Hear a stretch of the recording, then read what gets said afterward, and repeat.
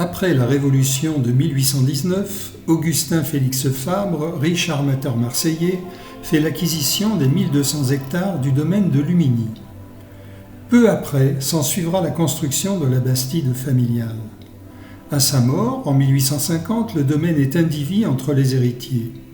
La maison sera par la suite agrandie pour recevoir les différents membres familiaux. Cet espace devient un lieu d'été hautement prisé. Les Fabre feront construire des jardins d'agrément et annexes. Ils s'installent au château tous les étés, chasse, grandes réceptions et balades en famille, sur les sentiers des Calanques, rythment leurs vacances.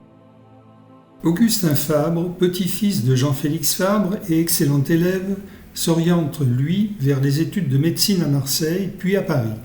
Il obtient ensuite une chaire de clinique médicale dans sa ville natale et se ressource les week-ends dans la propriété familiale de Lumigny.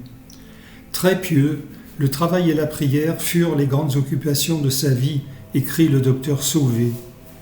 Il vouait un véritable culte à la Sainte Vierge. L'abbé Louis Guérin écrit « Il fut le pèlerin, l'apôtre et le défenseur de la Bonne Mère. Celui-ci relate aussi qu'Augustin est allé, avec l'aide d'un jeune religieux, planter une croix en haut de la propriété de Lumigny à la tête du Puget. Il se consacre aussi à soigner les pauvres et les miséreux avant de s'éteindre le 17 janvier 1884. Tous les indices relevés dans l'existence du bon docteur Fabre nous portent à croire que ce petit plateau surplombant la propriété, à 2 pas de la bastide familiale, constituait un endroit privilégié pour se recueillir. En témoignent les différents symboles et représentations que nous avons trouvés sur le chemin qui mène à la croix Carnée. Qui d'autre et avec quels moyens aurait pu faire établir un tel ouvrage de plusieurs centaines de kilos de pierre d'une longueur d'une 20aine de mètres sur 10, faisant face à la tête du Puget? La question reste posée.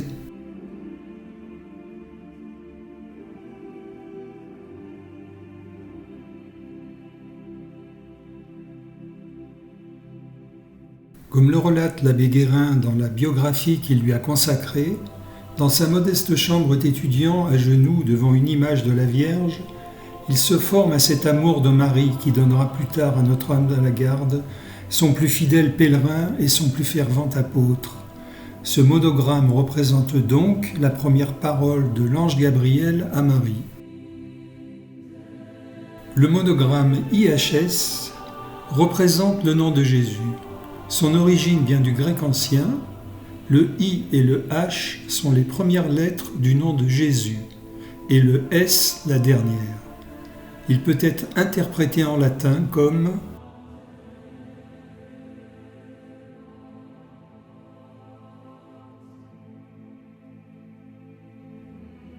Ce monogramme plus complexe est composé de 2 parties. La première, avec le sigle du milieu, représente 2 lettres grecques.